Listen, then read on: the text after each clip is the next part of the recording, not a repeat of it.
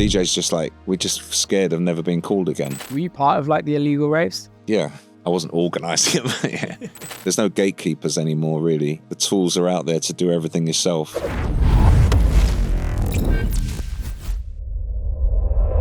think we've been trying to do Nice to see, yeah. But like, the podcast is nearly 6 years old. I think at first, to be honest, I thought, oh, well, I'm going to do one, so I'm not going to do anyone else's. And yeah, time. Yeah, it takes so much time, man. Would you still want to do one?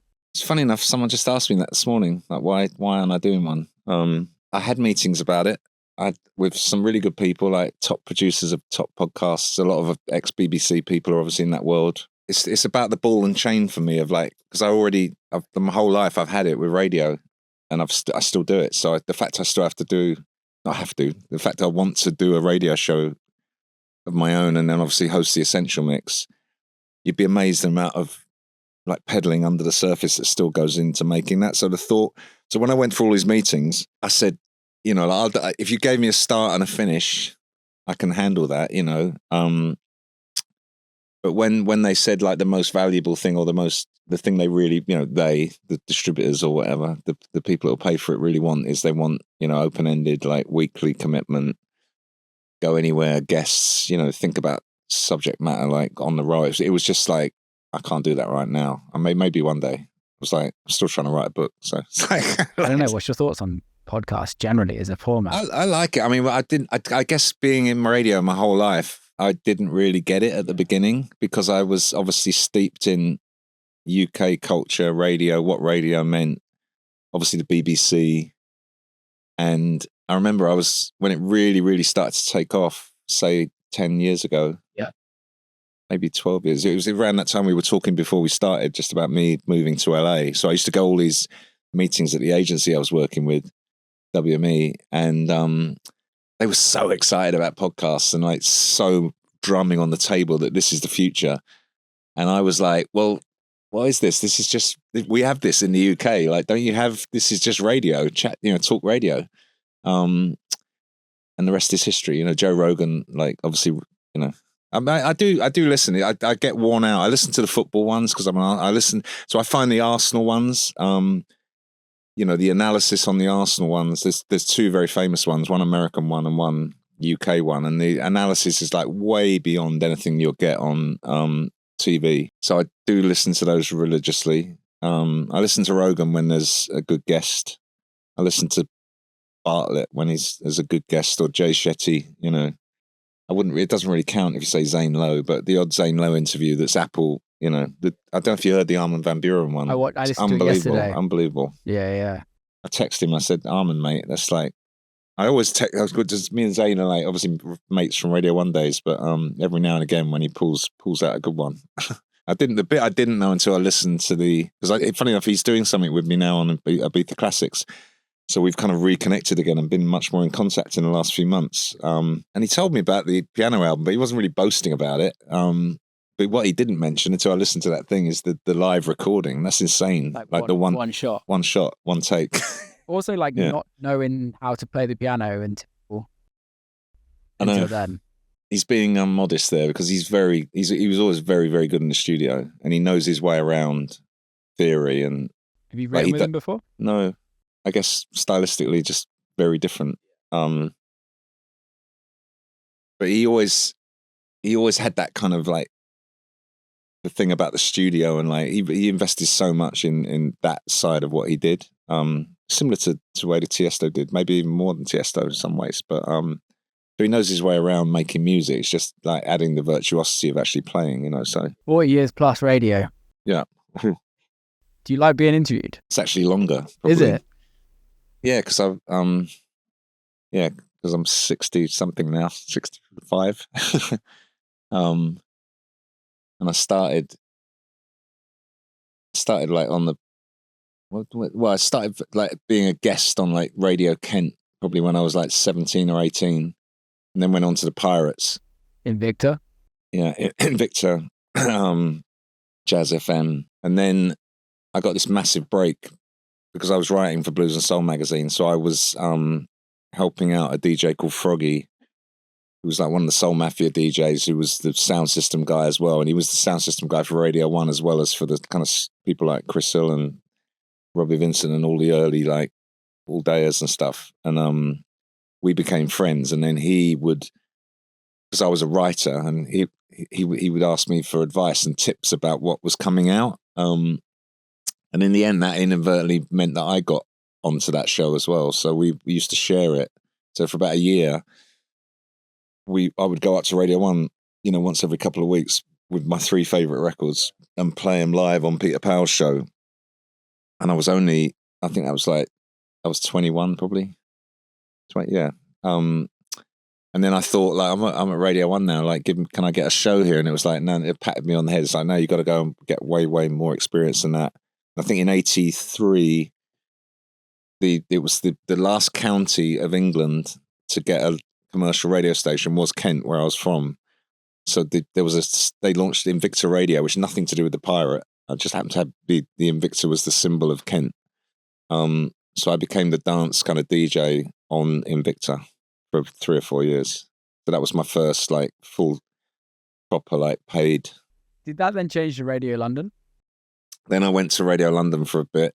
That's where I kind of started following Jeff Young around because Radio London was a massive influence on me, because I guess when I'm starting to DJ and starting to find my way in the world and kind of meet people, the oracle on the radio was Robbie Vincent and another guy called Greg Edwards. So Greg was on Capital on a Saturday night, and Robbie was on Saturday lunchtimes, funny enough, on Radio London. And that was absolutely essential listening. If you were a soul boy, jazz funk, like into that kind of whole world, then you kind of, all roads led to that radio show. So I was aspired to be him, or like be like him, or be on him. So I think, yeah, Jeff Young ends up doing that show at some point, and then I follow Jeff, and then Jeff very quickly gets hired by Capital Radio to replace Greg Edwards, and then I start doing Radio London, like between that slot, and also I was starting to do stuff in the evening with Dave Pearce, and I was doing hip hop then, like almost on the, and then and it was weird because Jeff got signed by Capital Radio, and somehow he was under contract still with the BBC, so it was like gardening leave, and then he never got to do a show on Capital because he then he ended up transitioning into Radio 1. So I then got the job that he never took at Capital. So I joined Capital in 87 after being around Radio London for a few years. I got sent this morning from a mutual friend, Tom Brown. Mm-hmm. 18th of June, 1987, Pete sang for Dave Pearce at Night FM. Yeah, Night FM it was called. I was listening to it this morning. I've got it, so I'll send it to you. But it's like, it's amazing the like journey you've taken through radio, and then Radio 1 comes along. Like, you got to realize everything was quite amateur hour about radio by then. Like, we were kind of making it up as we were going along. No one was telling us how to do it. We were listening to our heroes and copying it. And I have this parallel career because I joined London Records in 1983, and I have a day job, and very quickly they're sending me off to New York and Chicago eventually, and then and I'm sitting in hotel rooms in New York recording WBLS and like Frankie Crocker and all the mix shows and getting all this inspiration. I couldn't get my head around, like, the jingles were so like American, unbelievable. Yeah. So I went on Capital like with all of this kind of wanting to get all of this out, and it was the first time I really worked with a very, very hands-on program director called Richard Park. And between his coaching and my arriving just as the rave scene and house music took off, it was Saturday night, and it just felt like everyone in the southeast of England was listening to it. And it became kind of like this beacon for like the weekends, parties and raves. And we went through all of the kind of illegal rave era, the warehouse era, the M25 era, came out the other side. And just as it was going to get legalized, then the door opens for me and I get asked to go and move to Radio 1. So I land at Radio 1 in January 1991, same year as Ministry of Sound opens. Within 6 months, 9 months, you had kind of Cream, you know, and then God's Kitchen, Gatecrasher, and then within a couple of years of the early 90s, I think every city had its own kind of brand club like that. So again, like amazing timing to arrive on a national radio station when dance culture was really starting to become the kind of prominent youth culture in the country. Were you part of like the illegal raves? I did, but I wasn't organising it. Yeah, I played for all of like quite a few of the infamous ones, and the London, like the warehouse ones as well. So yeah, it was fun. It was like, yeah, I wasn't at Castle Donington or anything. January 11th, first show, Radio 1. Yeah.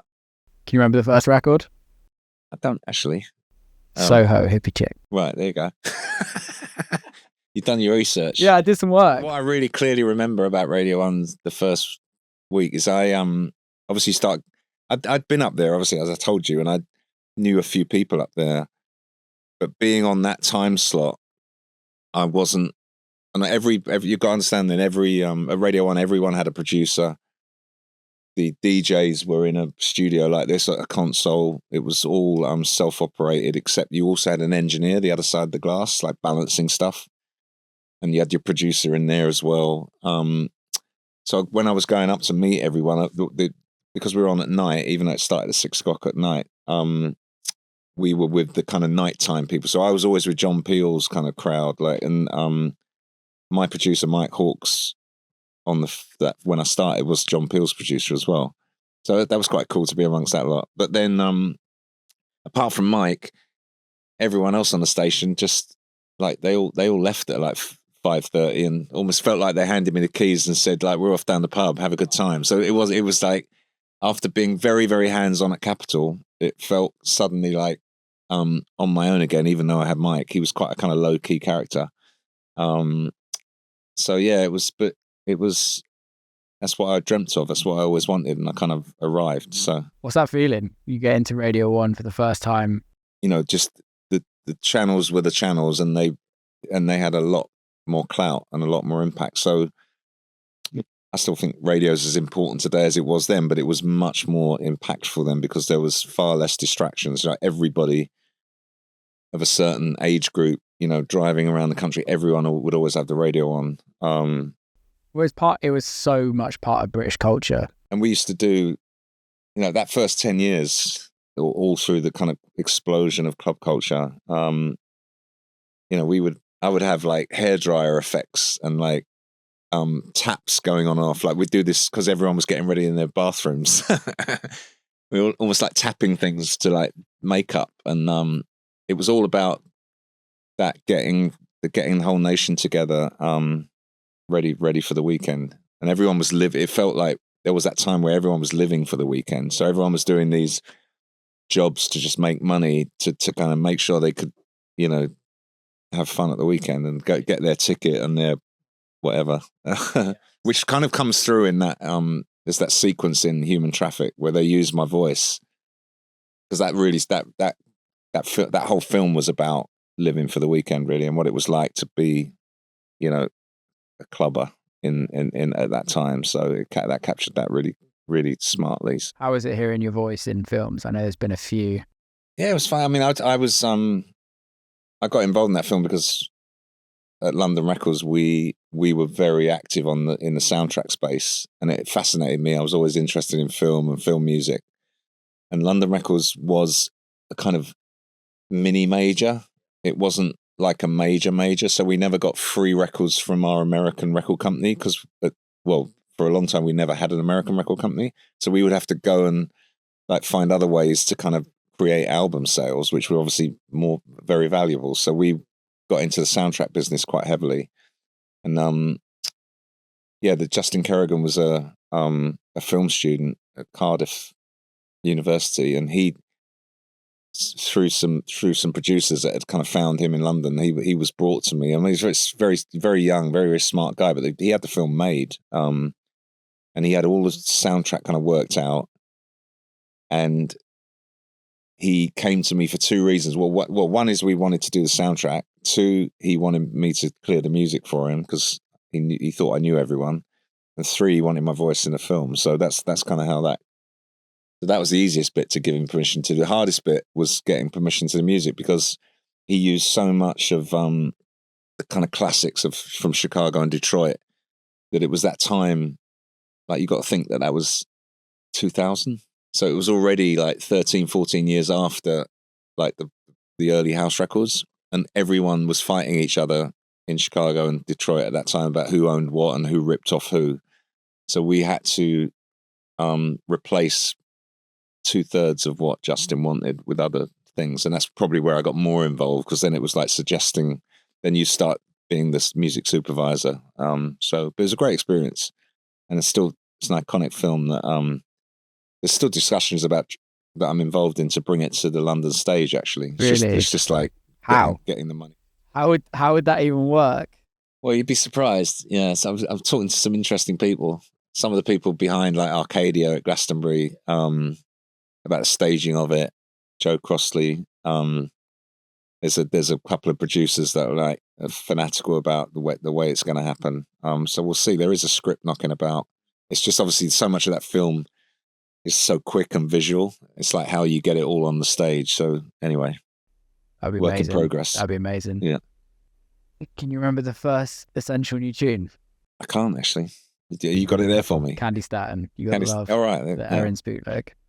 It's funny because we're doing the history of dance at the moment, and a whole chunk of scripts has gone missing. No one can find them. If you are looking to get into the music industry, whether that's as a producer, DJ, songwriter, or audio engineer, or you just want to learn more about the music craft, Point Blank Music School is the place to do it. They've got courses both online and in person, covering everything you need to know. And if you are a Will Clarke podcast listener, then I'm giving you 20% off any LA or online courses when you use the code word WillClarke20 at checkout. That does exclude the degree programs. So 20% off any LA or online courses. Use the code word WillClarke20 at checkout. Point Blank Music School, power up your music career. Disclaimer, I've also done a course on there and they're amazing. Go check it out. Will Clarke 20 at checkout. Yeah, if anyone out there's got 2000 to 2009, all those, it's disappeared from drives of all of us. Really? Yeah, because it would have been on early word processing or something. It's like we all, so. I found a forum with a bunch of it on. Yeah, no, Essential Mix is we've got all them, and we've got all the recordings of them. And we've got all the scripts from 91 up to about 2000. Yeah, 2000 to 2009 allegedly is missing, because we're doing this history of dance at the moment. We're going back over every year. So yeah, anyway. So I should have remembered that Candy Statin. Yeah. I want to talk about Essential New Tune. Yeah. You've been the reason why so many so many artists have had careers. How did it feel on a weekly basis decided the Essential New Tune? Because you've made people's careers.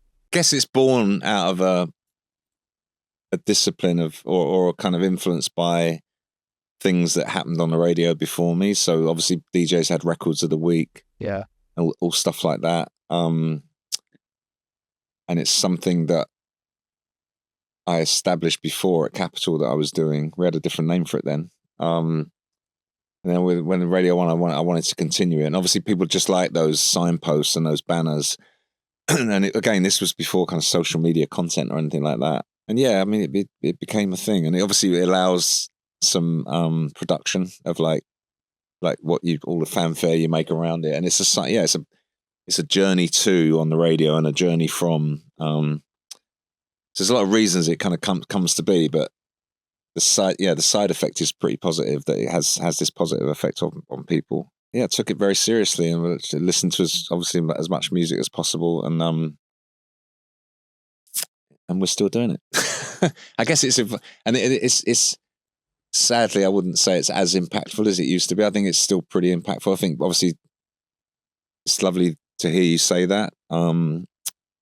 Maybe today people doing the Essential Mix would obviously that's deemed to be even more of a kind of that stepping stone to kind of building your career. Yeah. But obviously, yeah, it still gives me a thrill that when we name an Essential New Tune, it kind of bounces around online and on socials, gets reposted and stuff like that. And just on a very, very simplistic way, I guess my journey into music was very simple. It was, and it kind of runs through the core of everything I do, which is literally like listening to a record, getting excited about it, and wanting to tell someone else about it. So that started in my bedroom with records. I was getting like T-Rex and Slade and stuff like that, and then Led Zeppelin or whatever, to discovering, James Brown, Motown, stuff like that.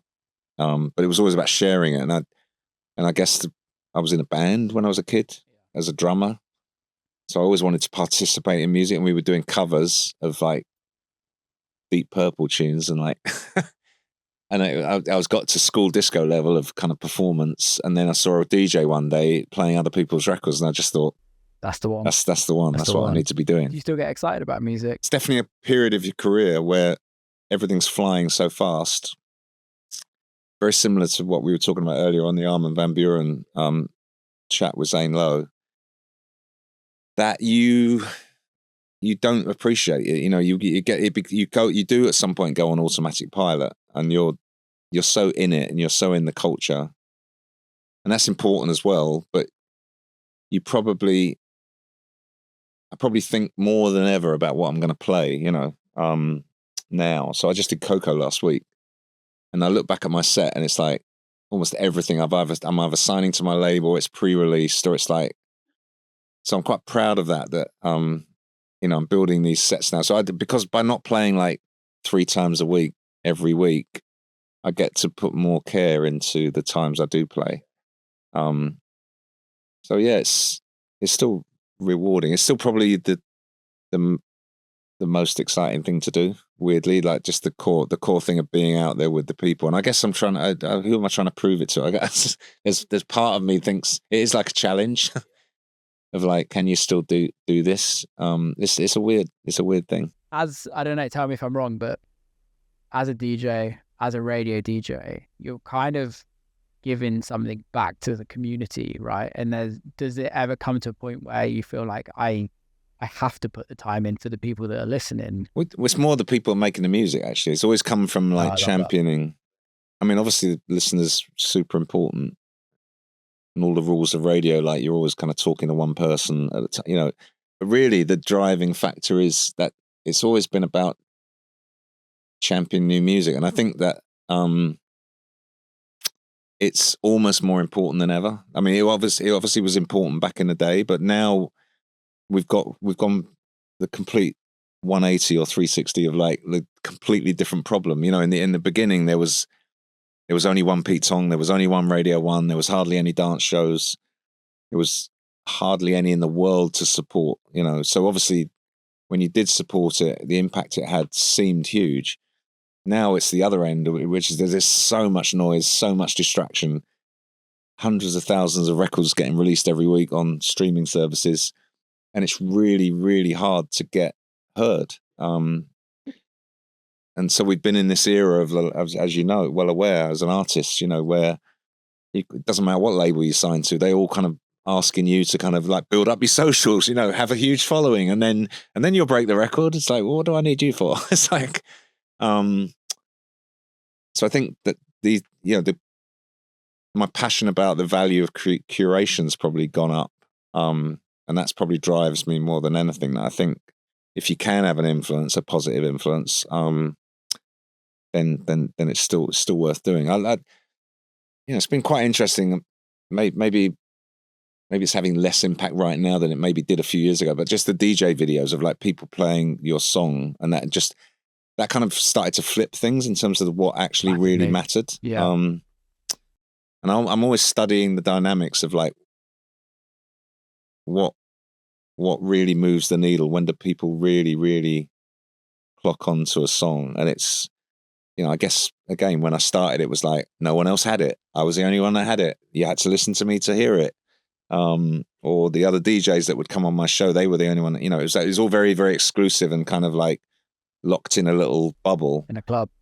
And now everyone can have everything, and like millions of records get released every Friday or every day of the week. And suddenly it's like, what actually matters is if, someone with a decent audience actually plays it, like Kind of Music plays your song, and like, what or Solomon plays your song and and it starts to get discovered that way. I kind of like that, you know.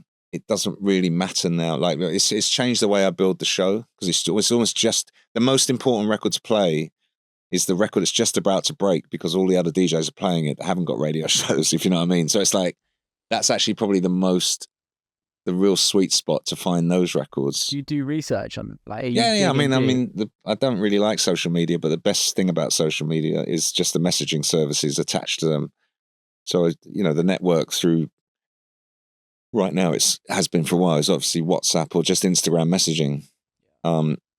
That's probably where I get all my music, you know. I mean, I get sent everything anyway, or I get sent an awful lot, and I still buy an awful lot. And I go and buy things that have already been sent, but I didn't know I'd been sent because I get sent so much. But most of the time, it's my peers and like people I follow. It's a really nice feeling, you know, like you hear a new producer might be in Argentina and you reach out and literally within seconds you could get the track. So that's probably taken over record shopping a bit, like chasing down music that I see, I've heard about, or I see a little clip of, and then it's chasing down things I haven't got. Do you have anyone that helps you? I've had official people that were hired, and they've come and gone. So right now, as we sit here today, I have my producer at Radio 1 who's very, very good. So over the years, I've obviously kind of moved through generations of producers. My current one, who's been with me, Matt, for many years, is just totally on my wavelength. So he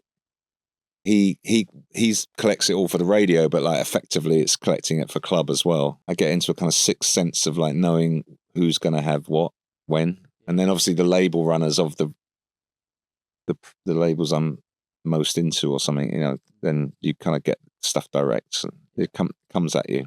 FFRR. Yeah. Your first record label? I mean, again, I wanted to be in music. So when I left school in 1977 or 70, I was always a year ahead of, I think I left in 77 maybe. So full-time DJing for, and working at a petrol station and doing mobile disco. So I had a transit van and I was doing weddings and bar mitzvahs and my own little clubs and pop-ups. And then you start playing at more kind of meaningful gigs and stuff like that. So that lasted for a year or two, but it wasn't enough, and I kind of needed a proper job. So the first job I got was in a magazine. I used to read Record Mirror religiously and follow a guy called James Hamilton. And then Blues and Soul was like the prominent kind of soul and jazz funk thing of the day, but they didn't have anyone writing about club culture particularly. They Northern Soul a bit, but so I got a job. I through a DJ competition that I didn't win in the West End in Leicester Square. I met the guys that ran Blues and Soul, and they said, "Oh, screw this lot. You were the best. You should come and work for us." So I got a company car. The offices were in Parade Street in Paddington, and they had a record shop, a famous record shop called Cool Tempo. It was in Hamway Street, just off Oxford Street, and so I started working for them. And I was thinking I was going to be this big writer, but I met the publisher who hadn't been at the DJ competition. He was like, "Yeah, you can write, but I'm not going to pay you for that. You got to go and sell advertising. That's what you got the company car for." So I was selling advertising for Blues and Soul, and they had this other magazine which was a bit more deep and thoughtful called Black Music, heavily lent into kind of jazz and reggae. So I used to go around like Greater London and beyond, like selling ads and trying to get money off people. And then my pleasure was I got to write.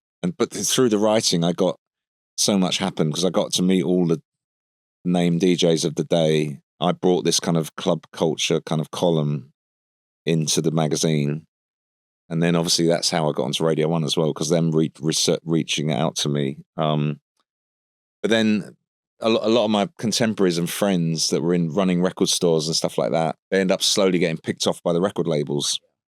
I don't know why. I was a bit suspicious of record labels. I wasn't sure. As you should be. Yeah.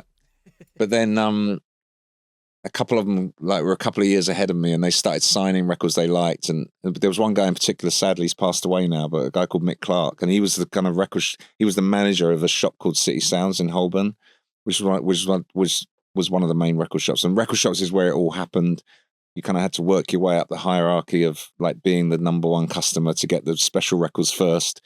So he was my guy, and I was very tight with him, and he was already DJing. He was on the fringes of the Soul Mafia, and he went to work for Richard Branson, and he signed Loose Ends, and then he ends up being involved in signing, Nana Cherry, Massive Attack. Like, no, he signed Maxi Priest. I remember. So he's a great guy, and he was saying to me, "You should get into this record company game." And I have this weird thing with this guy, Jeff Young, who was my friend, and he was always a bit older than me, and I seemed to follow him around radio. Like, wherever he was and he left, I would fill in behind him. And he was on Radio 1 when I was on Capital, and he was working for Phonogram, which was part of Polygram, which was like Mercury Records, and he was the dance guy there. And he was working very closely for one of the A&R guys there was Roger Ames, who signed like Dexy's Midnight Runners and Soft Cell. And then there's this other guy called Tracy Bennett, who was at another Polygram label, which was Decca, where Tom Jones was, but he'd signed Bananarama, and him and Roger together had signed Walking on Sunshine from Arthur Baker, Rocker's Revenge, and they were starting a new label, and Jeff was their guy. Jeff was just coming with them, and that was when London Records was born. And Jeff weirdly decided that so this was 1983. He decided that he didn't want to go with them. So they were like, well, who should we call? I was like, well, this guy Pete Tong that follows me around, you should call him.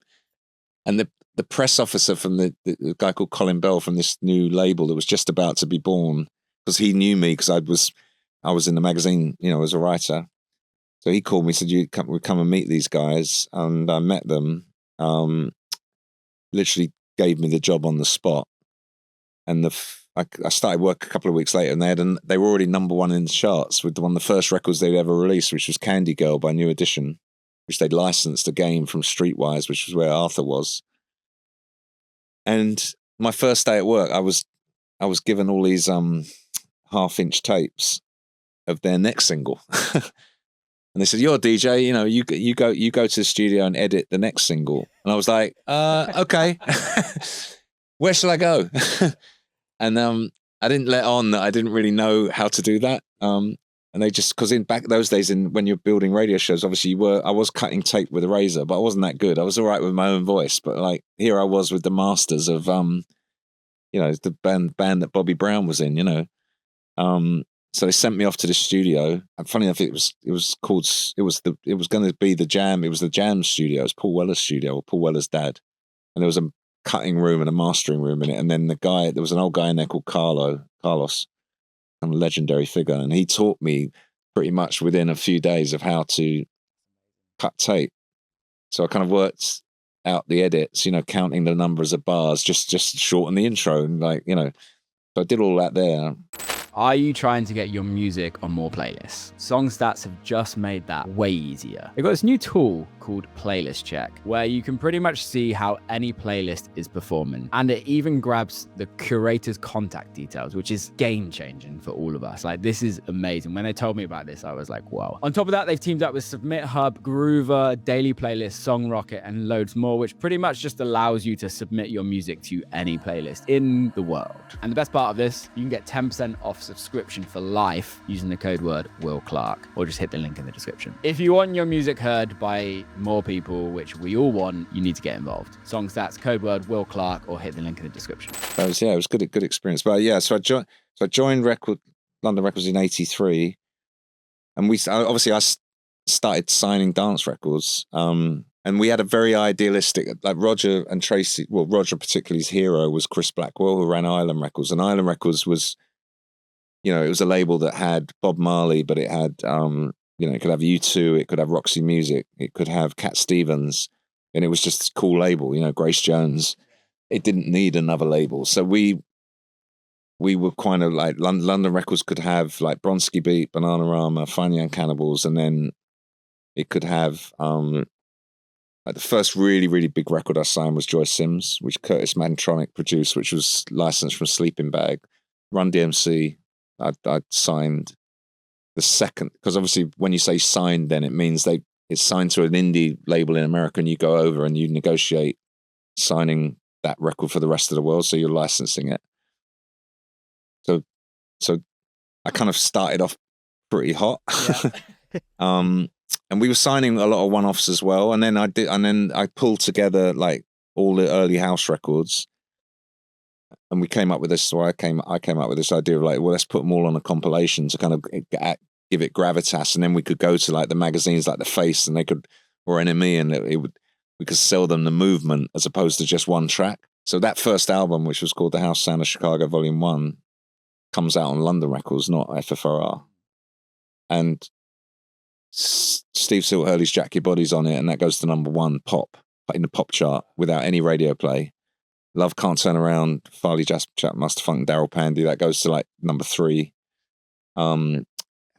House music anthems on there, Marshall Jefferson. It's like a seminal record, but it's on London Records. And around that time, all of our rivals that we used to fight for the rights all started little dance imprints. So 4th and Broadway starts at Island, which was they never do it, and they're doing it. And then Cool Tempo starts, which is part of Chrysalis. And then it was before Positiva, but obviously that comes online. And then the other big one that really influenced us was Rhythm King, funny enough. So that was an indie that had signed S Express and Bomb the Bass. And we just thought, we're going to have to start something else. So it was good for me because I wanted my own, obviously I wanted my own outlet. And I looked at the old London label, and it had this symbol at the top, which it said full frequency range recording, which was like mono or stereo. It was like a hi-fi standard. So I went to Roger and Tracy, and I said, we were all influenced by Def Jam at the time. And I said, I want something that's really part of London. So I said, can we take this symbol? And that's how FFRR was born. So then the first ever record on FFRR was Baby Wants to Ride, which was Frankie Knuckles and Jamie Principle. And the second record was Push It, Salt and Pepper. So the third record was Bass How Low Can You Go by Simon Harris, which sampled Public Enemy, which was a big hit back then. So yeah. It's so mad to me, like the influence you've had on radio and music culture generally. Like also Lil Louis, French Kiss. Yeah. Laurent Garnier, Man with the Red Face, Fatboy Slim, Right Here, Right Now, Moby, Go. Well, I didn't sign that, but I played it a lot. Did you not? It came out. Moby came out through our American label, okay. But not the UK side. But we started the American label in 1990, 91. I was actually meant to go over there, but I was doing really well with Shakespeare's Sister at the time, because I was doing like not just dance music. Because I'd worked on Bananarama, I kind of ended up signing Siobhan. Yeah. So I still looked after that. That obviously came out on London, and it went to #1 in America. And I was quite involved with Roger in kind of setting up the label over there and like hiring the staff. Yeah. But I just got married. First time I just got on Radio 1, and I just was having my first kid, and it was like not a good time to kind of move to New York. So yeah. So obviously the London version of also had FFRR over there. So there is a few anomalies where certain acts were signed to the American company and we didn't have them from the UK, but usually it was for the world. So do you think the role of a record label is still powerful nowadays? Because I think, sorry to butt in, but looking back, like those record labels then, also like adding XL in the mix, like they had such iconic brands, and it was very much a brand thing, right? Do you think it still has that power now? I think the reason they become brands is because they were so much part of the culture. You kind of when you can't really repeat this in your life all the time. Right time, right place, right age, the right moment in culture, and you're in it. Do you know what I mean? London Records was like, it was my life. Like, even though I'm known as a DJ and I was still DJing, I was still on the radio, really London, from 1983 till I eventually left in the early 2000s when it got it got kind of sold to Warner's. Especially the first 15 years, you know, that, well, long, yeah, that was, it was all encompassing. It was like, it was mad. And I think you're so in it that you kind of, it becomes important for lots of other reasons than just what you put out, because you're kind of, all the staff are in it. You know, we had this purple patch where I'd obviously had some amazing staff, and a lot of them have gone on to like do amazing things.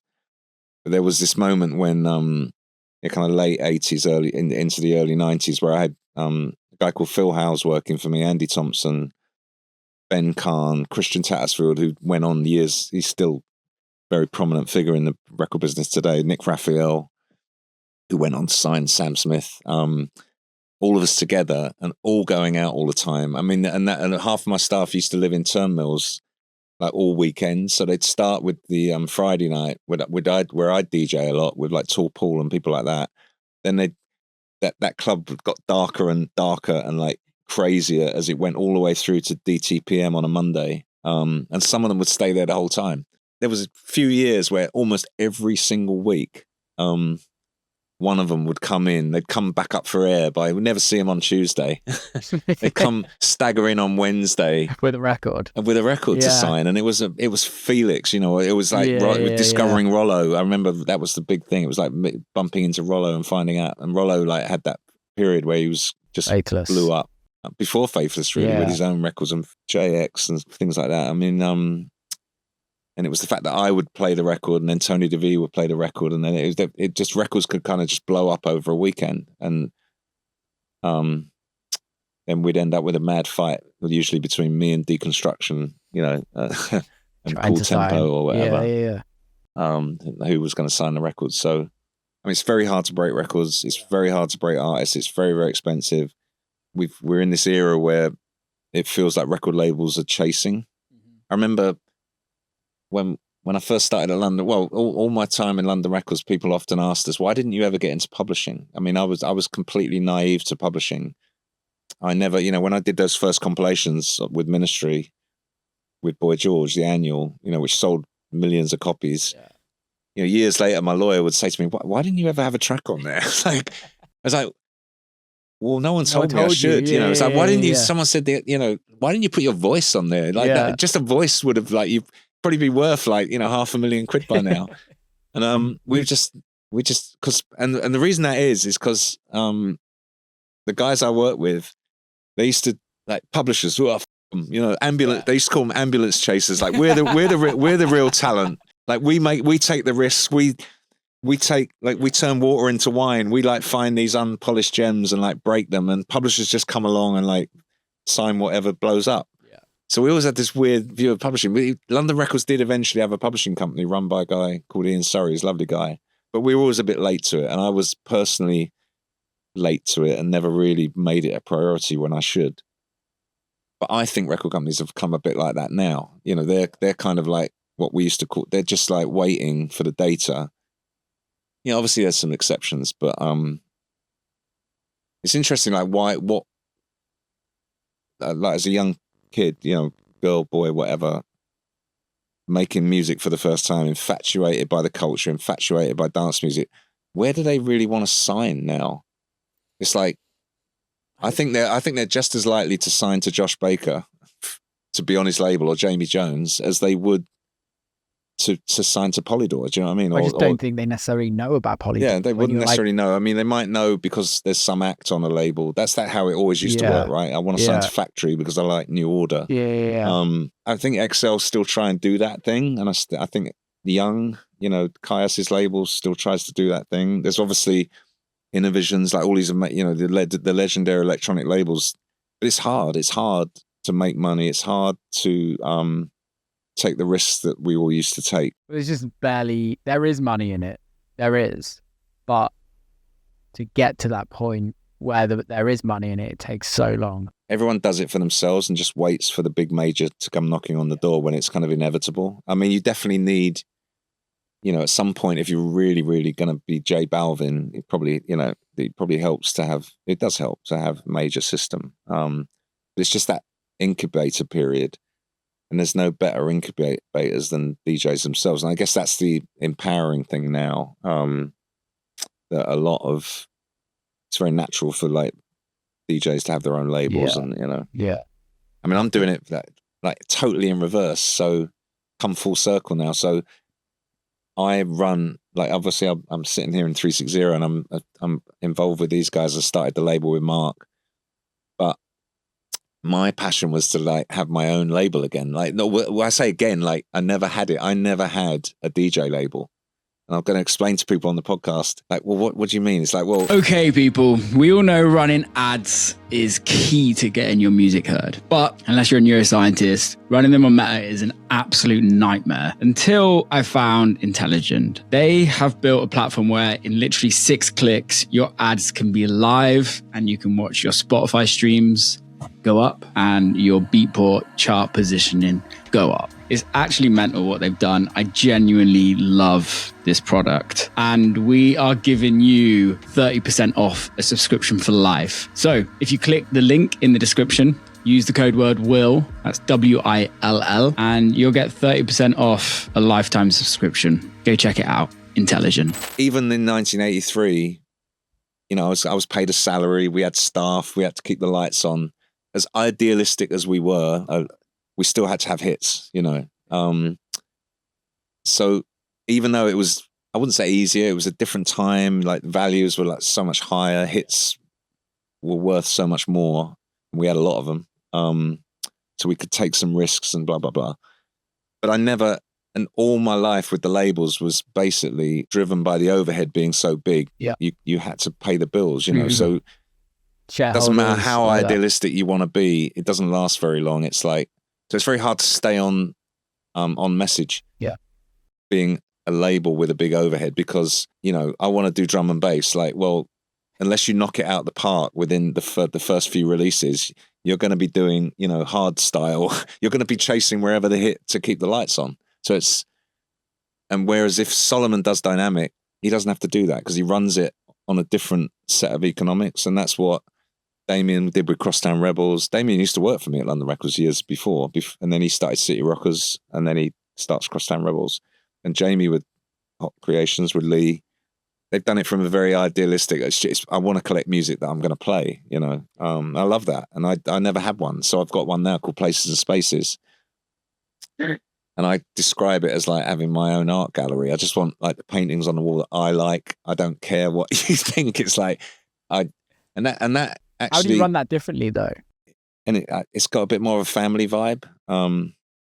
It's funny because I met the Parisi boys and started making music with them, and they're geniuses. That's fucking amazing. And I really went to work with them because with the orchestra in mind, and we started doing these sessions together, and then we end up going in a kind of different direction, making kind of club music for me. And then they introduced me to AVG, who Jack grew up with, this guy Luca, who's a genius, like, engineer, producer. So actually, I end up releasing his record first, and then I end up releasing a record that I made with Parisi. And then it's like, through them, I meet someone else, and then it's all been quite networky of like just bumping into people. So now we've got Sama, we've got Luch, we've got... Sama's great. Yeah, Lilia Madre. I think the first record I heard from Sama was on Camel Fat's label. Can't remember what it was. Sama US, yeah. So Iranian girl. So good. She had obviously that massive record on Spinning, well, massive DJ record, II. Oh, is there 2 Samas then? No, there's Sama, the Palestinian girl, who's amazing, more in the techno lane, and then Sama, she's only really she's from Iran, educated in America, became a political journalist in Washington, used to go all the clubs, hang about with all the right people, like infatuated by music, and then started making music a few years ago. And she really blew up first on this record, II, which was actually only released at the end of last year. Yeah.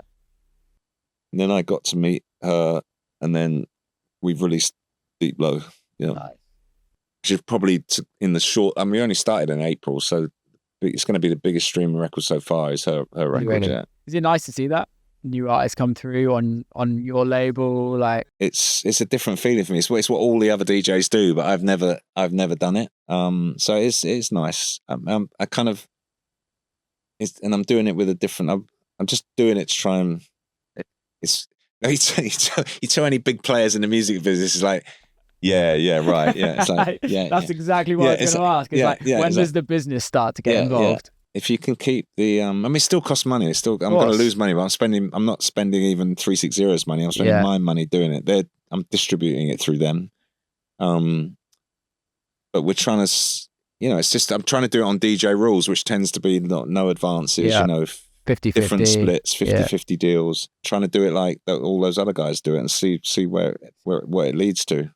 But you don't, unless you get in the sea and start swimming, you can't. You can sit on the side trying to perfection everything. It's really hard. Like I've had my label, we have us now for 5 years, and I go in and out of releasing other people's music. And there's like the minute that record comes out, it feels like so much pressure that like this. I really want this record to perform for them. Like you don't sign a record because you don't want it to do well.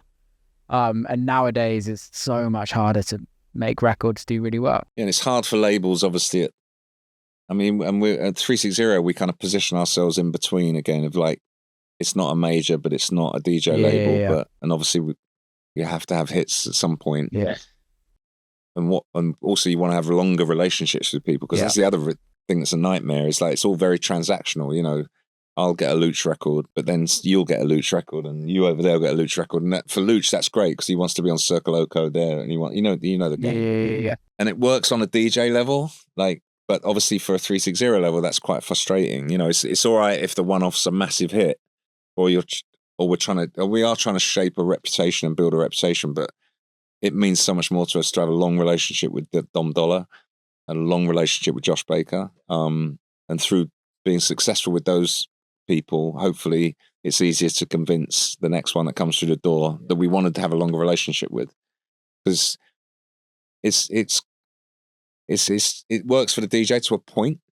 If you have a record on Jamie Jones' label, a record on Circle Loco label, a record on Insomniac because you get the gigs, a record on Defected maybe because you get but then at some point you got all these different people talking to Apple and talking to Spotify, and it does confuse things a little bit. I do think Josh is quite refreshing what we've done with him, that it took some convincing, because he was getting offered by everyone. But I think having a consistent team, it depends what path you're on, I think it also, if you're trying to build something yourself, I think it's very, like for me, right? Like Dirty Bird was the start for me, right? And there was a period where there was a core family of the Dirty Bird crew that kind of gave everyone a career, right? But he was prime example of running as a gang, a crew. It was probably one of the best at that time. Well, it's certainly from the American side, yeah. Yeah, it was amazing. I was texting him yesterday, actually. He's thinking about, because he sold it. I know, and he's come back, hasn't he? He's not on it. I don't think, for greatest respect to whatever, this was never quite the same once Barkley left. Like, the reason why I tour in America is because of that, right? And I think that's the power of DJ labels, right? If you're championing an artist, you have the power to be like, okay, well, I'm doing a 20-day tour, right? Well, I've got 2 artists I've just signed. Paradise. I'm doing a season in Ibiza, and exactly. And that's what drives it for Jamie, and I know he gets a lot out of that. No, that's same with Innovisions. Obviously, that's been the same with Dynamic for a long time. And I think there was a period in our culture that it was all that. I think majors it felt like in the EDM boom that it was just EDM and then everything else. When now it feels like majors are getting more involved in electronic music again. Yeah, Polydor's got Chaos, Positiva on a bit of a roll again with Ollie. But it's harder for a major to be in the culture. Yeah. I think. Totally, 100%. And I know it can be very frustrating for young A&Rs at the major labels. They get so pulled all over the place by, having meetings where no one's listening to music and all they want is the data. I was at Warner in Amsterdam this week, and I was talking to one of my head A&Rs there, and she was saying like the issue is with majors, they're shareholders. They have shareholders, and at the end of the day, they have to. Every record has to really make money. And if they don't have hits, then And they love the catalog because that makes loads of course money. they do, right? Like, it's like, look at what Armada's done with catalog, with Beat Fun, right? Like, they're just buying everything. It's definitely an interesting time for electronic music in major world, but the culture is still where it lies in the DJs. I want to talk about your other roles in the industry. WME 2008. Yeah. Tell me about that. That came along. I think because I'd been in the record business for so long, and I got a bit jaded with it by the early 2000s. Yeah. I think I was kind of battle weary, and I guess in some ways, I always had the kind of ball and chain of radio and the day job that kind of held back my international DJing. Yeah.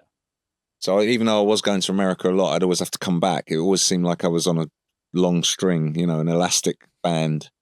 So I could pop over for a weekend, or I'd go for record company meetings and I'd squeeze in a few gigs, and I'd be looking at what John Digweed and TSHA were doing, and Carl and Oki, obviously, and Oki moved there, and then the others would go off and do like band tours. They'd go for like 4 weeks, 6 weeks, 8 weeks, and they'd go deep into America, and I could never do that. So when the label got sold, or I transitioned out of the label kind of gently, like 2001, 2002, I still had the radio, but I kind of went through this period of touring a lot more. So even though I was known as a DJ, it was like I always joke that I was 40 years old or whatever by the time I became a professional DJ. So I was kind of off the leash for a while and out of the record business, and it was this. Obviously, it was the start of Napster and file sharing, and a lot of dance labels, the bubble had kind of burst. A lot of dance labels were getting shut down. A lot of dance magazines were closing down. The infrastructure was changing. The value system around the record labels, they're all panicking. So it was a pretty toxic time around just after the millennium. I started to sign things. There was a period where I'm signing things because of the numbers and like keeping the lights on, and I realized I signed a few things that I didn't really like. I did like them, but I didn't really love them. Yeah. And I preach that a lot now. I remember, there was one band I signed. It was quite a big deal. It was pop. You had to convince everyone on the label that it was good. So I did that. And then you have to convince everyone outside the label that it's good, like the doorman, car park attendant. And then you have to go around the TV and the radio and like convince everyone it was good, and do showcases for them. And like, so you're trying to line up that when you eventually release the record, it's going to go on the Radio 1 playlist. Everyone's going to love it. So we did all that, paid a fortune for this act. And then when we took the record up to Radio 1, I remember it was Alex James Donnelly was the head of music at that time. And I was obviously working there as a DJ, but this was not a record that Pete Tong would play on his show. And they just went, no, I don't like it. I was like, 6 weeks ago you liked it, like 8 weeks ago when I took you to the showcase you liked it. It's like, I must have got confused. I don't like it. And we never, I don't know if we ever put the record out. We dropped them straight away, lost, it was like £500,000 or so. It was like stillborn, and I was like, I don't want to do this anymore. So then I was free for a while, and then I did flirt with getting back involved with. I remember I did some essential selection kind of compilations with Mercury, and there was talk of me going back and doing a bit of A&R then, and then Christian Tattersfield eventually becomes the chairman of Warner's, and he's talking to me about coming back because they bought FFRR. No one was doing anything with it, so I was going to go and consult for him. And then, but in the middle of all that, I had the management. I had management change as a DJ, and then I had an agent change. And WME was this amazing agency, but it was American, and they were opening in London in 2008. And David Levy, who was a legendary agent, who was kind of the first ever DJ agent, because back in the old days, you didn't really call it an agent. It was like a manager, and he was the agent to Paul Oakenfold. And eventually Fatboy Slim and others. So I wanted to be with him, and he was coming to WME. And then the other kind of coincidence was one of the things I did in my later time at London Records, I got heavily involved with Factory when we ended up buying Factory because it went bankrupt, and we were already working with Happy Mondays, and we ended up working with New Order, and I'd become New Order's A&R man for a minute or two. And their agent in America was a guy called Mark Geiger, and I always got on really, really well with him. And he'd worked for Rick Rubin, and he ends up running WME music department, and he was the agent to New Order LCD Sound System and like David Byrne, like all sorts of people. So he said, well, why don't you come and do A&R for an agency?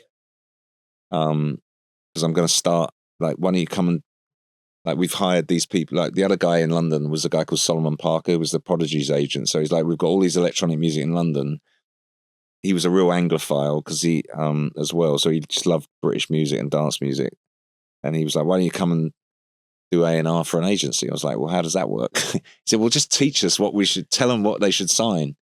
And it started off quite simply of me going into the London office once a week and like doing a meeting and talking about music. And then it just kind of grew from there. And then they put me together. He was hiring this other guy who was going to become my American agent. And I remember first time we ever met was in the Space Terrace when I was playing in Miami. It was Joel Zimmerman, as in the Joel Zimmerman, the agent. And he was coming from Jimmy Van M's agency, Balance. And he was bringing with him Cascade and Deadmau5.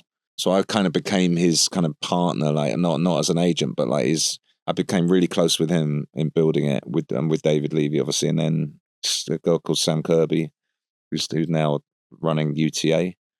But she was the Chems agent. She was Basement Jaxx's agent, Groove Armada's agent, Underworld's agent. So we had the kind of superpower. So yeah, I got involved in that, and I'm still helping them. So yeah, it's a different. Yeah, I guess it's just that habit of the day job of like wanting to be. You love a day job. I liked the freedom for a while, but then I just think the kind of mental stimulation of being in that world, it kind of replaced the label thing for a bit. And as I said, I did start consulting with eventually with Warner's, and then I did have like when Warner's bought EMI and Parlophone came into the Warner's family. Because when the very first thing I did with Warner's, I'm trying to think. I was just working with Warner Brothers. Then Parlophone came in the building, and I always used to be in competition for them to sign things. And then I teamed up with this guy Elias and Miles Leonard, who had signed Coldplay. And we had an amazing first year where we signed Blonde, we signed the Disciples, I'd signed Hot Natured. And those 2 years before I moved to America, we were really on a roll. And then when I moved to America, I tried to work with Warner's on the West Coast side, but it was all very sleepy and they didn't really get electronic music. And that's when I started talking to Mark about 360. And so we transitioned. Me and Mark both had this story of we both tried to sign Dom Dollar. What, you were at Warner and Mark was? I was at Warner's trying to sign Dom Dollar and Mark was just 360, saying he was starting a label, but he hadn't really started it. So I quit. So I left Warner's then and started with him. But he hadn't. There was a few weeks where there wasn't a label, so he kind of had to park it at RCA and kind of call it a label, and then we kind of made it up from there. So yeah, it's like. But he did it the right way around, because the most important thing is having a great record. So it was take it, yeah.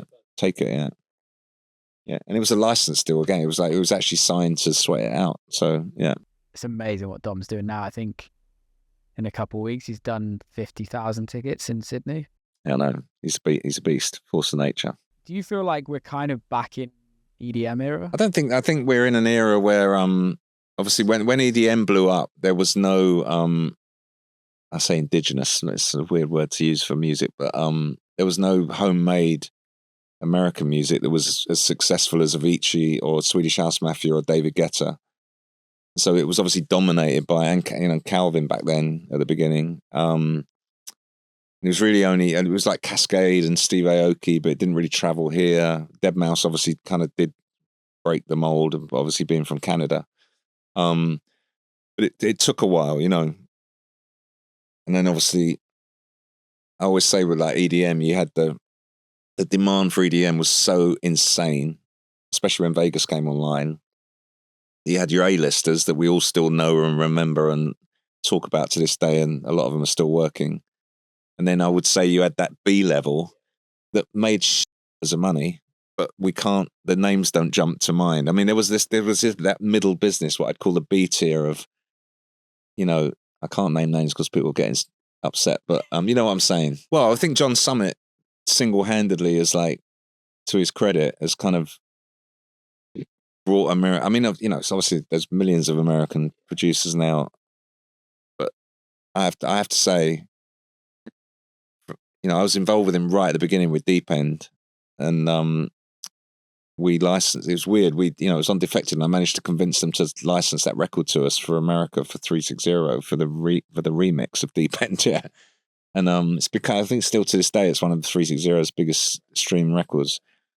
But from meeting him at that time, and obviously how crazy he was on social media, to the kind of businessman he's turned into, and the team around him, from a kind of standing start of not really knowing what they were doing, and that's not offending them. I think they all would agree, to turn, you know, what Experts Only stands for now in America is pretty impressive. Also, what that management company is doing on a level of, like, it's still a small company, right? It's not like 360. Yeah, but I love it the way it's almost like startup mentality. Yeah, it's like, right. Pivot quickly. Let's just do it. Let's just do it. It's like, you're like, it's too early to do a festival in Randall's Island, but, like, I was on it. Like, it happened. It was like, it wasn't the best festival ever, but he did it, and it will come back, and it will get bigger and bigger and bigger. And it's like, he's a good one for just, let's not mess about, you know. Let's just, but I mean, God knows how many records they released already. Yeah, but it's a quite hot label to be on. It's obviously a collected label on Beatport. It's like,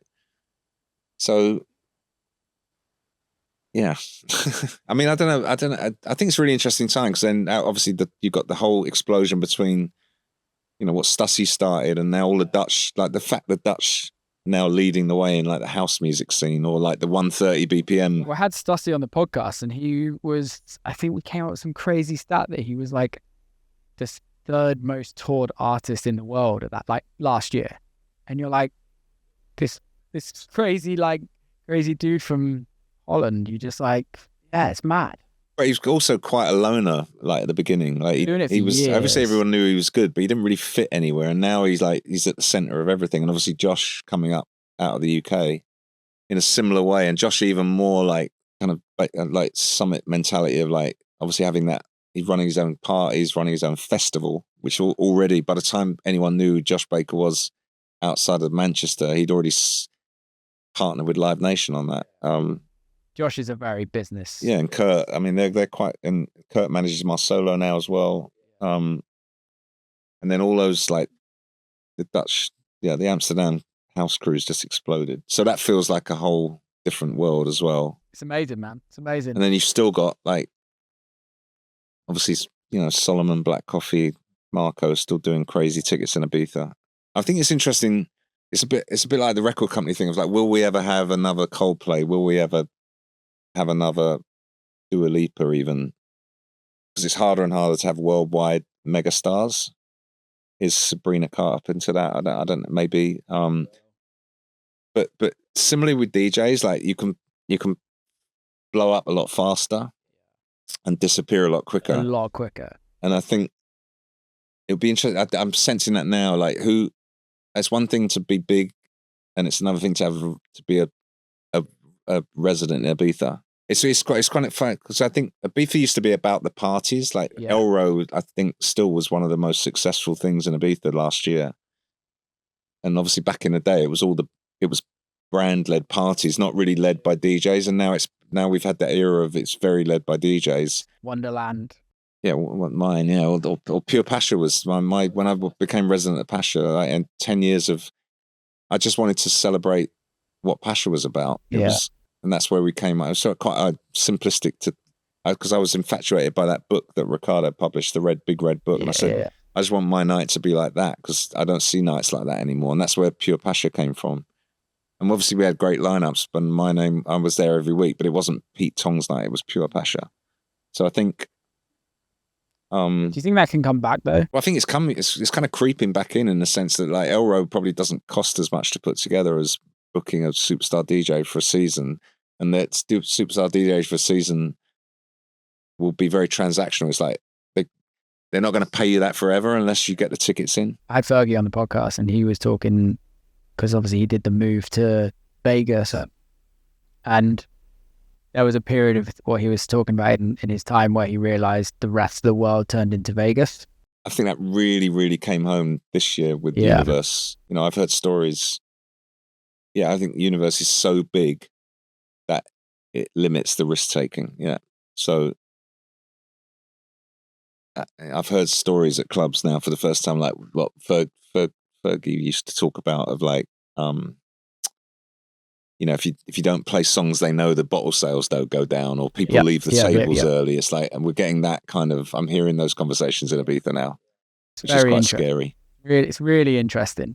And again, I think that's kind of what with my point is are we in the modern day EDM boom where eventually it will slow down and modern club culture will turn into, okay, the kids go on to hip hop again or country music or whatever that is, right? And it comes back down to DJ culture. Quite interesting to see. I mean, still, you know, obviously Circo Loco is still red hot. It's obviously way smaller than anywhere else.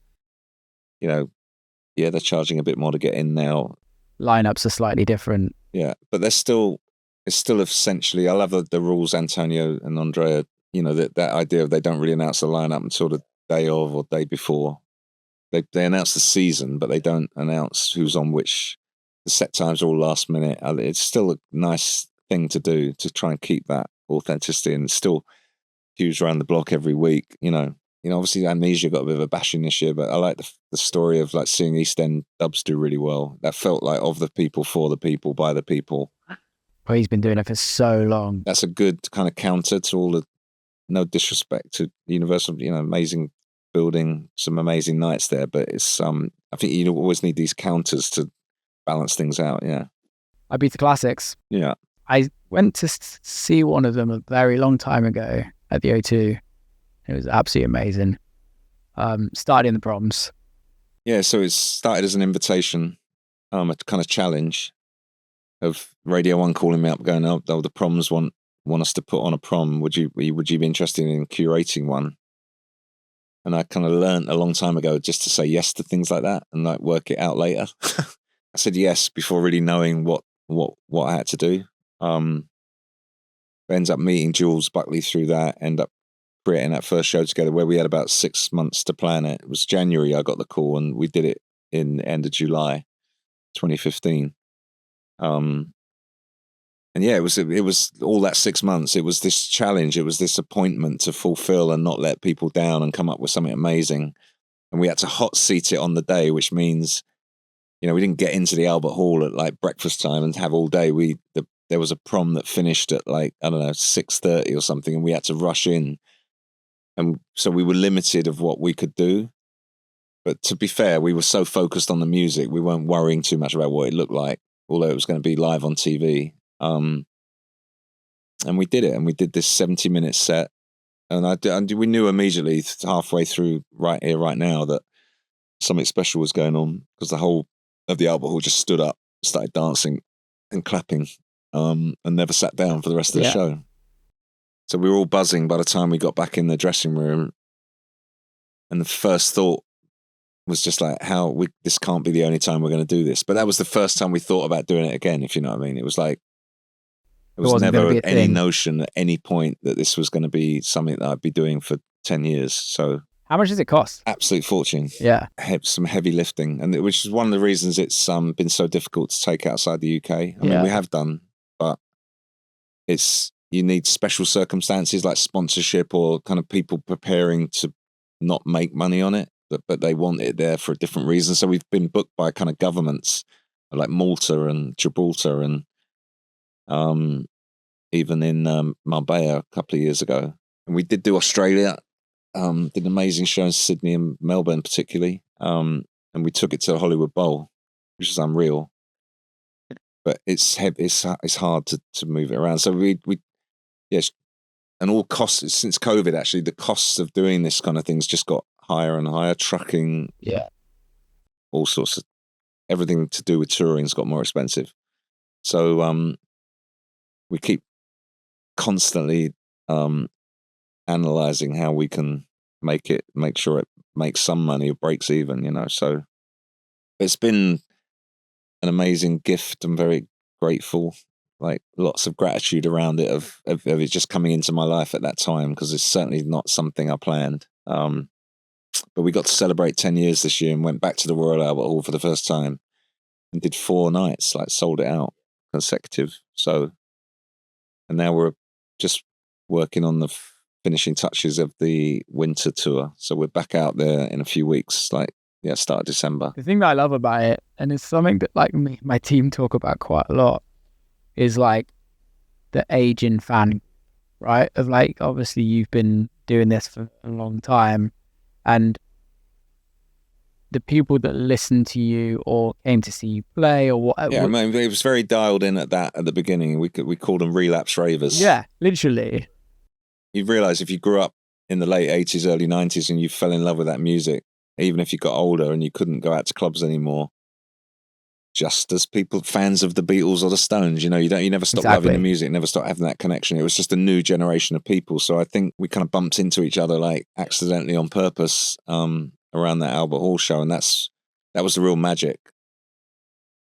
And then by the time we got back out to the arenas, which was 18 months later, and did the O2 for the first time, Manchester Arena, then we saw it very clearly that we'd almost discovered a new audience that were happy to go mad and go to bed at like 12 o'clock. But over time and through doing what I'd say soft ticket, like by starting to do these things in the summer and appear at festivals, we've got all ages now. So it's like we've got 17, 18-year-olds younger, we've got the 60-year-olds, and we've got the 50 and 40 years. So we got it's a full spread. And I don't know if you've seen the John Lewis ad. No, I haven't yet. The John Lewis, obviously, like legendary kind of quite Middle England department store, loved by all, where everyone gets their sheets and blankets. Like, even I used to come over from LA just to get them from there. Now their Christmas ad is unbelievable. They got Labyrinth in to kind of that's obviously whoever did the creative was like, I think they must have literally grown up through Ibiza Classics. So it starts with a dad, you know, in, I don't know, like 50 something, opening a present under the tree, and he opens it up and it's a new vinyl copy of Where Love Lives by Alison Limerick. And his son's bought it for him, and he goes into this dream sequence of going back to his youth and dancing to that record. And literally, it's almost bringing tears to it's making people cry. Yeah. And it uses the original song, but then Labyrinth has done this kind of trippy, slow version of it as well. It's the best ad for years. It's going to win awards, and we're definitely putting the song back in the set for Christmas. So yeah, it wasn't actually on the, because we've done it so many times. Did you sign Alison? No, I wish I did. It was no, that record. It's on Sony now, actually. So I don't know if it was originally on Arista. So Frankie Knuckles then obviously Morales did the remix. Yeah. So yeah, amazing. MBE. Yeah. How does that feel? Yeah, it was surreal kind of moment. I'd moved to LA, and when I got the call, it was New Year's honors. So it was Katie from my management company. Oh, right. And then you're obviously sworn to secrecy. You're not meant to tell anyone. So only my wife knew, and I wasn't. I didn't really tell my mum till the last minute. My mum just got a BEM. Oh, right, okay. And it was like similar. Yeah, and then you never know like when you're going to get the call to come. And eventually it came through quite quickly. It was like March. I went to the Palace. They did it at the Palace. And it was with William. It wasn't with Charles or with the Queen. But is it a nice reflection moment though? Because it's like you've given so much. Obviously, the industry's given so much to you, right, as well. But like you've given so much over the years to the culture. Like, is it like do you ever sit down and go, this is what I've achieved over the years? I don't know. Like, I guess my whole life's been kind of driven by what's next. And yeah, I've learned to pause and be much more meditative and like appreciate, slow down. I guess also DJing. I never really played old records. It seemed pointless to me. I was like, and I know because I never made records necessarily that were big hits. My DJ never went in that direction, like a David Guetta or something like that, where everyone's waiting for that big hit. So to me, it was like I was just brought up on like DJing was about unknown music, getting the crowd to go crazy to records they didn't know, as opposed to what they did know. And it wasn't really till the Classics opportunity came, I seriously started to enjoy looking back. But I thought, what a cool way to play old music than we'd do it with the orchestra. Obviously now I do sets that are older. That's probably the demand for that's gone through the roof in the last 10 since I've been doing the Classics. But when I do that, I try and do it totally different to what I do with the orchestra. Yeah. So I am trying to write a book. It's taking forever, but and I'm fascinated by other people's stories of their past and what they've achieved. So I'm proud of it. At the MBE, it did go in a drawer. I don't even know if I think I know where it is right now. I've never worn it. But yeah, I'm proud of it. I guess when I see Beckham get the knighthood the other day, it kind of reminds you of what it means. And the fact that I did that, I didn't get a knighthood, but I did. I was in exactly the same. Well, he did it at Windsor Castle actually, but just the tradition and like the fact that I was able to take my wife and my mum, who's still around, just and my daughter. It was a proud day, and it's a massive. We had a good party for my friends afterwards. So yeah, it was good. It was good. Love that, man. Wrapping this up, it's kind of a baity question, but advice for life. Like, so many people are going to be watching this, looking at what you've achieved over the years. Well, I'm trying to create legacy things now. Like, I mean, obviously that's the big motivation. We hadn't talked about the DJ Academy. I'm not just plugging it, but that was the big motivation, was to get to this stage in life and like you want to pass on what it means, kind of. And I've always kind of, I don't know, it just came to me during COVID or just before actually, that I was kind of worried about what people thought DJing was. The technologies, the fame, the private jets, the making the records, making the bangers, social media, jumping up and down. It was like, I thought we were in danger of, people forgetting actually what DJing really was. And it came through a number of conversations and people asking me how to DJ. A very simple thing of like, what do you want to play? And it's like, well, I don't know, but teach me how to DJ. And it's like, well, if you don't know what to play, there's no point in being a DJ, because that's actually what DJing is all about, not all this other stuff. It's like it's expressing a point of view. And that's where the kind of seed of the idea of running a DJ Academy came. And that's now, we're over 10,000 students. We're global and we're changing people's lives. And it's this thing of like,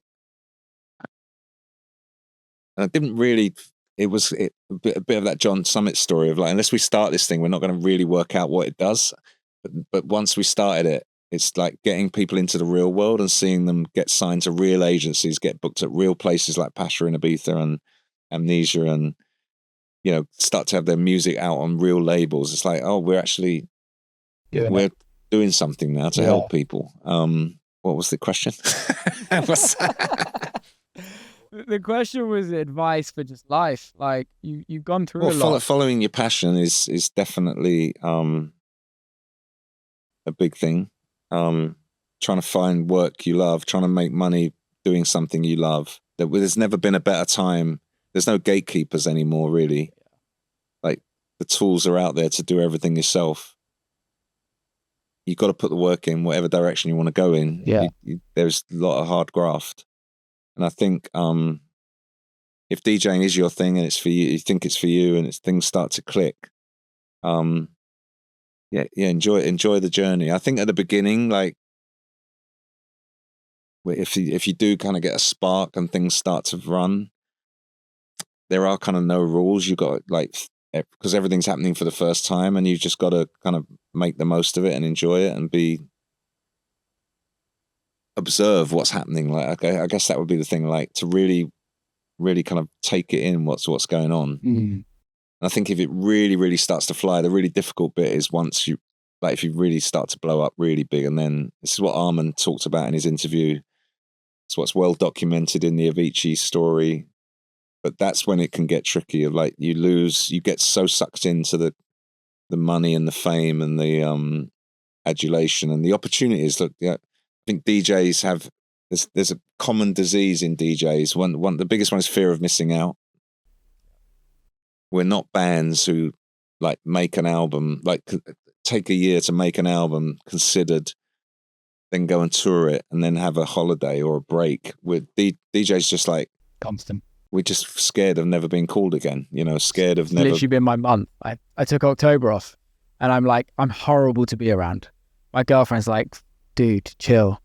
I mean, COVID was a big reset for a lot of DJs, the big DJs, because it was the first time they ever had to stop. Yeah. And I think that's a really difficult balance. But the more we talk about it, the more we put that out there, hopefully situations will get better. But it's being available all the time. There is a time at the start where you got to be everywhere, but then you get to a certain point, you got to learn to say no. You got to learn to kind of look after yourself. And it gets to a point, if you really go deep into it, 20 years, whatever, you've almost got to turn into an athlete to kind of handle it all, or have a kind of athlete mindset. So, it depends what stage you're at. That way.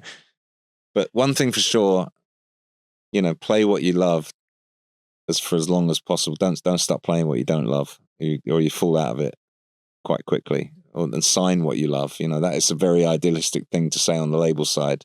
It's very hard if someone's paying you to do that job to kind of stay on that line.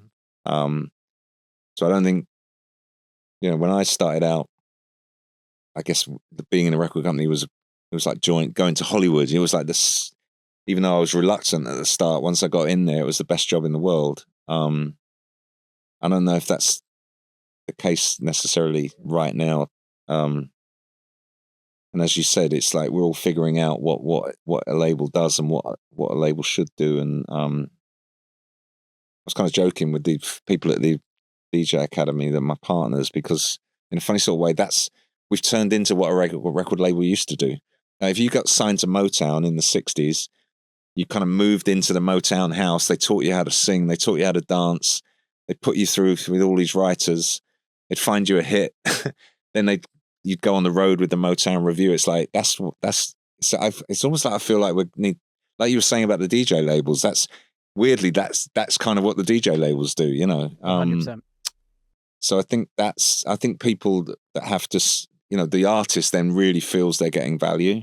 So yeah. Pete, thanks for coming on, man. Really appreciate it, man. It took a while. Sorry for chasing me around so long. It's been a pleasure. No, been a Thank pleasure. you so much. Cheers.